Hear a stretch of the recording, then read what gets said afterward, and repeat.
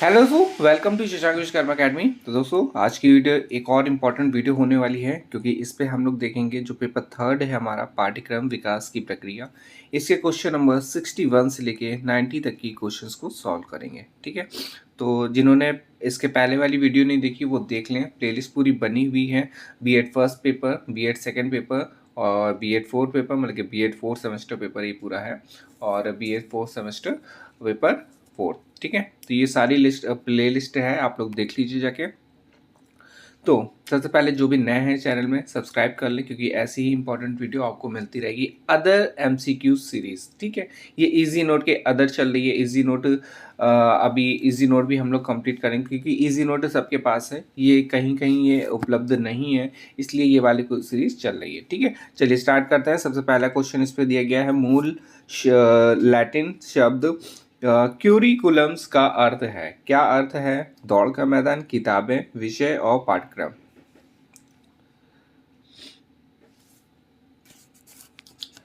तो इसका आंसर हो जाएगा पाठ्यक्रम। नेक्स्ट है, पाठ्यक्रम विकास का सोपान है, उद्देश्य है कि पृष्ठपोषण है कि मूल्यांकन है या फिर उपयोग सभी है। तो इसका जो सोपान है वो तीनों हो जाएंगे, उपयोग सभी हो जाएगा, तीनों सही है। फिर है, पाठ्यक्रम में सब विषयों में एक प्रकार की एकता हो तो पाठ्यक्रम कहलाता है। क्या कहलाता है? कोर, सम्मिलित या फिर एकांतिक, या फिर इनमें से कोई नहीं। तो पाठ्यक्रम में जब सब विषयों में एक प्रकार की एकता होती है तो उसको बोला जाता है सम्मिलित। ठीक है, बी ऑप्शन इसका सही हो जाएगा। फिर है क्वेश्चन नंबर 64, पाठ्यचर्या का अर्थ है। पाठ्यचर्या का अर्थ क्या होता है? ऑप्शन दिया गया, पाठ्यक्रम एवं पाठ्य सहगामी क्रियाएं, या फिर पाठ्यक्रम एवं किताबें, या फिर पाठ्यक्रम एवं पाठ, या फिर उपयोग सभी। सॉरी, उपयोग में से कोई नहीं।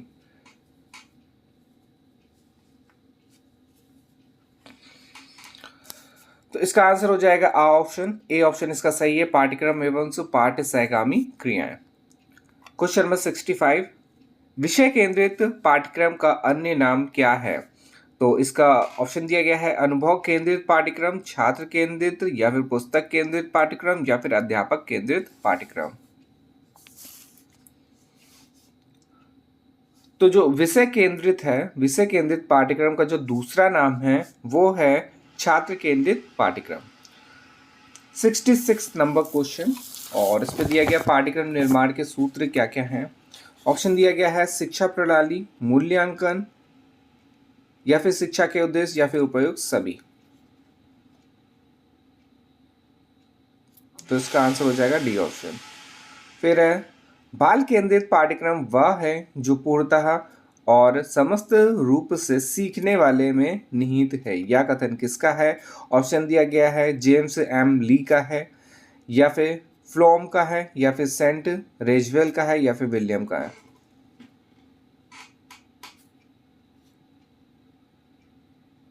तो इसका आंसर हो जाएगा ए ऑप्शन से, जेम्स एम ली का है ये।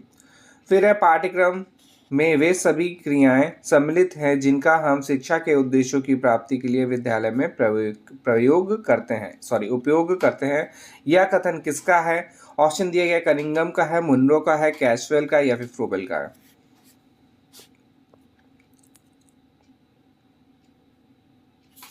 तो इसका आंसर हो जाएगा कैशवेल का है ये। फिर है, पाठ्यक्रम निर्माण का सिद्धांत है। क्या सिद्धांत है? रुचि का सिद्धांत है, या फिर आवश्यकता का सिद्धांत है, या फिर उपयोगिता का सिद्धांत है, या फिर उपयोग सभी।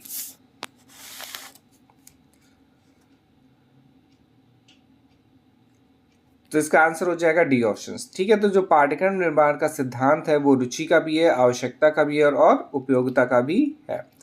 फिर है, किस विद्वान ने पाठ्यक्रम की संरचना प्रक्रिया को वृत्ताकार माना है? ठीक है, काफी इंपॉर्टेंट है ये वाला भी, कि देखिए इसको पूरा नहीं याद करना, सिर्फ आप ये याद कीजिए कि वृत्ताकार माना है। ठीक है, पाठ्यक्रम की संरचना को प्रक्रिया को कैसा माना है? वृत्ताकार माना है। तो इसका ऑप्शन जो दिया गया है, बर्टन है, वुड है, व्हीलर है, या फिर जॉन है। तो इसका आंसर हो जाएगा व्हीलर। ठीक है, अब देखिए वृत्ताकार है तो व्हील भी, देखिए व्हील है, व्हील मतलब पहिया, पहिया, तो वैसा कैसा होता है? गोला होता है, तो वैसे ही आप लोग याद कर लें कि वृत्ताकार किसने माना है? व्हीलर ने माना है। फिर है 71, निम्न में से कौन सा शिक्षा में मूल्यांकन का प्रमुख क्षेत्र नहीं है? ऑप्शन दिया गया छात्रों में व्यवहारगत परिवर्तन, या फिर पाठ्यक्रम से प्रक्रिया के सभी पक्षों का मूल्यांकन, या फिर मूल्यांकन से कार्यक्रम का छात्र अभिप्रेरणा तथा अधिगम पर प्रभाव, या फिर प्रत्यक्ष तथा दूसरों के द्वारा अनुभवों में संतुलन स्थापित करना।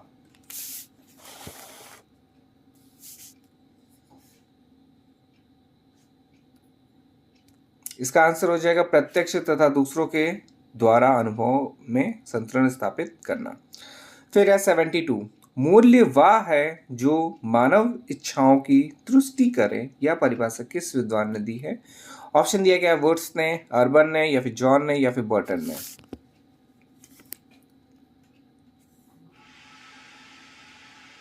तो इसका आंसर हो जाएगा बी ऑप्शन, अर्बन ने दिया है इसको।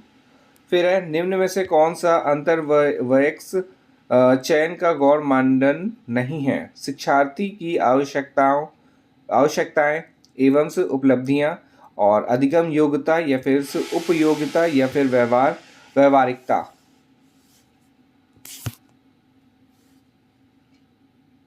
तो इसका आंसर हो जाएगा द डी ऑप्शन इसका सही है। फिर है उद्देश्य के निर्धारण से की आवश्यकता को किस विद्वान ने, देखिए काफी इंपॉर्टेंट है ये वाला भी क्वेश्चन। तो देखिए विद्वान ने एलिस एवं चेस्टरकैट के वार्तालाप के माध्यम से व्यक्त किया है? एडवर्ड ए क्रैग, या फिर बी एस ब्लूम के द्वारा, या फिर जेफर के द्वारा, या फिर बर्टन के द्वारा।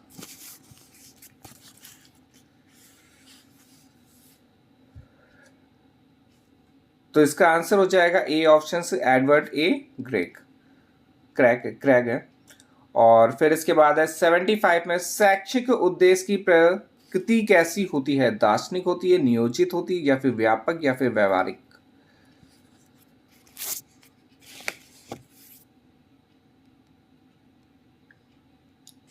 तो इसका आंसर हो जाएगा ए ऑप्शन, दार्शनिक होती है। फिर है शैक्षिक उद्देश्यों के निर्धारण का दायित्व किसका है? शिक्षा नीति निर्धारकों का है, या फिर पाठ्यक्रम निर्माताओं का है, या फिर ए और बी दोनों का है, या फिर इनमें से कोई नहीं?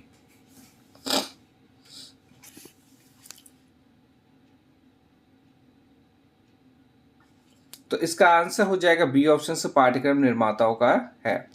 फिर है विलर के पाठ्यक्रम संरचना के 5 सोपानों में से कौन सा गलत है? ऑप्शन दिया गया लक्ष्य एवं से उद्देश्य पर, अधिगम से अनुभवों का चयन से, अंतर वस्तु का चयन, या फिर जीवन से तादाद में।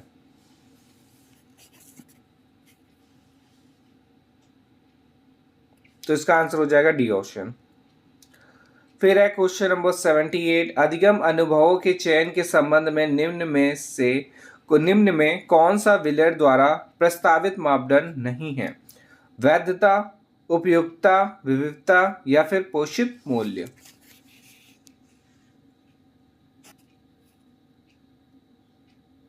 तो इसका आंसर हो जाएगा डी ऑप्शन, पोषित मूल्य।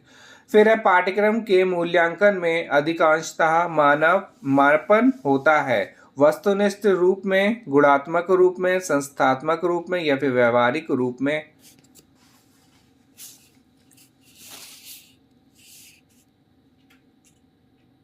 तो इसका आंसर हो जाएगा बी ऑप्शन, गुणात्मक रूप में। फिर है शिक्षा के उद्देश्य के कितने प्रकार हैं? 3 हैं, 4 हैं, 2 हैं, या फिर 5 हैं?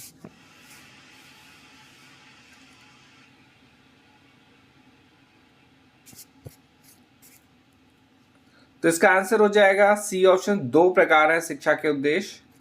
फिर है अधिगम कैसी प्रक्रिया है? क्रियाशील प्रक्रिया है, मूल्यपरक है, या फिर व्यवहारिक है, या फिर नैतिक है?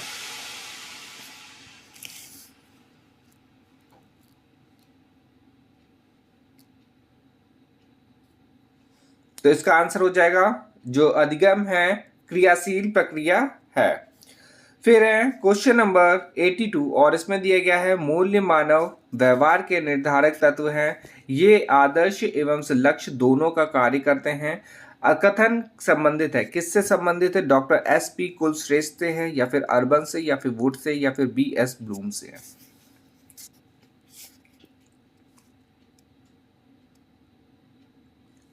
तो इसका आंसर हो जाएगा सी ऑप्शन, वुड से है ये। फिर है शैक्षिक उद्देश्यों के प्रमुख स्रोत हैं, ठीक है, कौन कौन से स्रोत हैं, तो समाज है और फिर व्यक्ति है, ज्ञान है या फिर उपयोग, सभी है।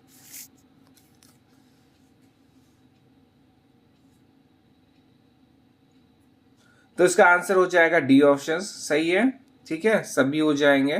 फिर है निम्न में से कौन सा मूल्यांकन कार्यक्रम की विशेषता नहीं है, ठीक है, इसमें बताना विशेषता कौन सी नहीं है। तो इसका ऑप्शन दिया गया वस्तुनिष्ठा, व्यापकता या फिर व्यवहारिकता, व्यवहारिकता है, और फिर है जनमत।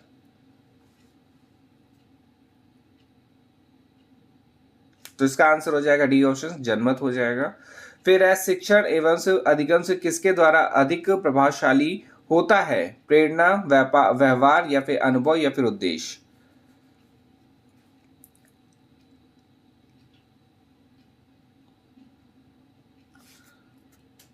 तो इसका आंसर हो जाएगा सी ऑप्शन, ठीक है, अनुभव हो जाएगा इसका। और फिर इसके बाद है पाठ्यक्रम के मुख्य उद्देश्य क्या नहीं है, छात्रों का सर्वांगीण विकास करना, बालक का नैतिक व चारित्रिक विकास करना, और फिर बालक की रचनात्मक एवं सृजनात्मक क्षमता का विकास करना, और जनमत का विकास करना।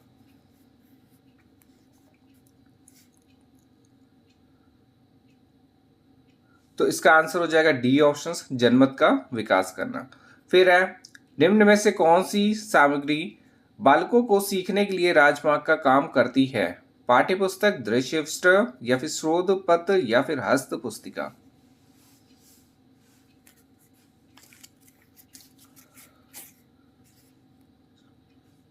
तो इसका आंसर हो जाएगा बी ऑप्शन। फिर है निम्न में से कौन सा बालकों में सूक्ष्म निरीक्षण एवं विश्लेषण की शक्ति उत्पन्न करता है, ऑप्शन दिया गया है गणित, भाषा, सामाजिक अध्ययन या फिर विज्ञान। ये से बोला गया सूक्ष्म एवं विश्लेषण की शक्ति उत्पन्न करता है, तो कौन सा सब्जेक्ट करता है, तो इसका आंसर हो जाएगा डी ऑप्शन, विज्ञान।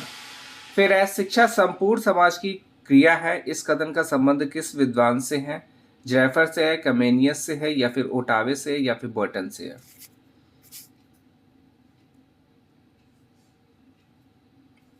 तो इसका आंसर हो जाएगा सी ऑप्शन, ओटावे से है। फिर है लास्ट क्वेश्चन इस वीडियो का, निम्न में से किस विद्वान ने पाठ्यक्रम संरचना को 5 पदों में बांटा है, ऑप्शन दिया गया है व्हीलर ने या फिर एडवर्ड क्रेगर ने या फिर बर्टन ने या फिर बीएस ब्लूम ने।